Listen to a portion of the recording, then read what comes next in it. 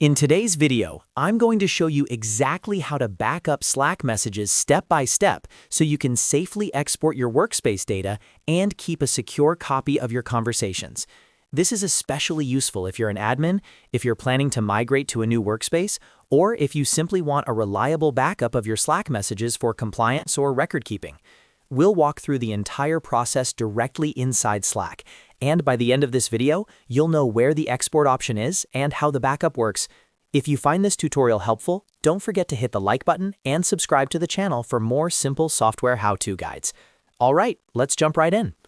First, open Slack and make sure you're logged into the workspace where you want to back up messages. From the Slack interface, navigate to your channel or workspace view so you can access the main menu. This is where all admin-level settings are managed, so you'll need to have the correct permissions, such as being a workspace owner or admin. Once you're in the workspace, look for the Admin button.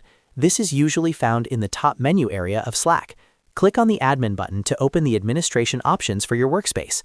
From the Admin menu, select Workspace Settings. This will open a new page in your browser where Slack manages all configuration options related to your workspace, including security, permissions, and data management. After you're on the Workspace Settings page, scroll or navigate through the options until you find Import and Export Data. This section is specifically designed for moving data in and out of Slack, including message history and other workspace information. Click on Import and Export Data to continue. On the next screen, you'll see different options related to data handling. Click on Export to begin the process of backing up your Slack messages. This is where Slack allows you to generate an export file containing your message history. Once you're on the export page, Slack will show you detailed information about how the export works. Here, you can usually choose things like the date range for your export, which lets you back up all messages or only messages from a specific time period. This exported data acts as your backup and can be stored securely on your computer or cloud storage. In many cases, the backed up file can also be imported into a new Slack workspace if you ever need to migrate or restore your data.